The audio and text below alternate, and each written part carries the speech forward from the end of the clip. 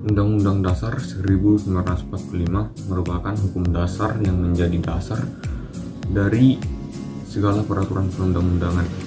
Undang-Undang Dasar 1945 telah mengalami 4 kali amandemen. Baru-baru ini terdapat wacana amandemen Undang-Undang 1945 kembali mengenai pokok-pokok haluan negara atau PPHN, di mana MPR mempunyai wewenang dalam menetapkan PPHN. Hal ini tentu tidak bisa diserahkan sepenuhnya kepada MPR, tetapi juga harus menjadi kehendak mayoritas rakyat. Wacana amandemen Undang-Undang 1945 ini bukanlah sesuatu hal yang mendesak. Justru jika hal ini dilakukan akan memunculkan kegaduhan baru di publik, sebab banyak rakyat curiga jangan-jangan amandemen Undang-Undang 1945 akan melebar ke penambahan masa jabatan presiden, yaitu menjadi 3 periode. Dalam melakukan amandemen diperlukannya urgensi apabila GBHN diangkat kembali menjadi materi undang-undang. Pemerintah harus membuktikan permasalahan amandemen keempat Undang-Undang Dasar 1945 secara komprehensif sebelum merumuskan perubahan kelima Undang-Undang 1945. Upaya pembentukan PPHN melalui amandemen Undang-Undang Dasar 1945 tidak kompatibel dengan sistem ketatanegaraan karena MPR tidak lagi menempati posisi tertinggi sebagai lembaga tertinggi di Indonesia. MPR tidak memiliki wewenang lagi dalam memilih presiden dan wakil presiden, sehingga tidak dapat memberi mandat seperti GBHN.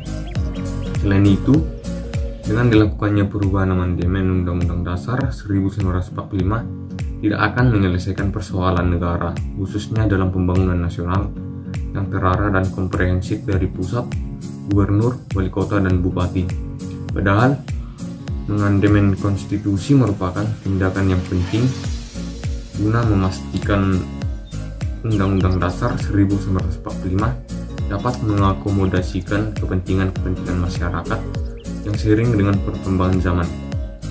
Dalam mengamandemen tidak seharusnya dilakukan dengan terburu-buru, akan tetapi teratur dan terstruktur sesuai perubahan zaman, aspirasi dan penyesuaian kebutuhan masyarakat.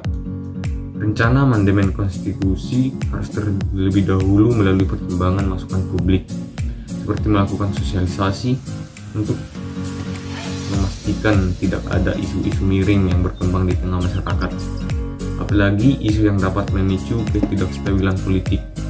Dengan demikian, amandemen kelima Undang-Undang Dasar 1945 dapat dilakukan dan dapat diakomodasikan kepentingan masyarakat Indonesia dengan maksimal. Apabila dasar negara sering diamandemen, itu dapat berpengaruh terhadap fondasi negara yang memungkinkannya selalu bergeser. Padahal untuk mengamandemen suatu undang-undang itu diperlukan waktu yang lama untuk menstabilkan sebuah negara, sehingga jika ingin melakukan amandemen terhadap undang-undang sebaiknya dipikirkan secara matang dan melihat efek jangka panjangnya. Dan amandemen kali ini juga terdapat penambahan wewenang kepada MPR. Seharusnya itu tidak sepenuhnya diserahkan kepada MPR, tetapi juga harus mendengar aspirasi dari rakyat, karena rakyat merupakan hukum tertinggi yang memegang hukum tertinggi di Indonesia. Wacana amandemen yang menyertakan PPHN harus dilakukan dengan hati-hati dan super cermat. Jika Undang-Undang Dasar diubah hanya untuk memenuhi hasrat sesaat, pasti undang-undang akan tidak detail dan tidak memiliki efek yang jangka panjang. Melihat situasi negara kita saat ini sedang berada di masa pandemi, sebaiknya sekarang negara lebih memfokuskan untuk menangani COVID-19 dan pemulihan ekonomi nasional. Lebih baik wacana menggulirkan amandemen Undang-Undang Dasar 1945 tidak dilanjutkan, melihat situasi negara yang kurang baik saat ini karena sedang berada di tengah pandemi.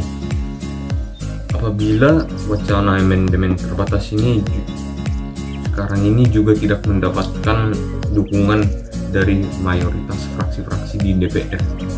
Sementara itu, yang kita tahu, untuk mengakomodir pokok-pokok haluan negara cukup dilakukan oleh undang-undang, cukup dilakukan di dalam undang-undang saja. Begitulah pandangan dan tanggapan saya mengenai amandemen Undang-Undang 1945.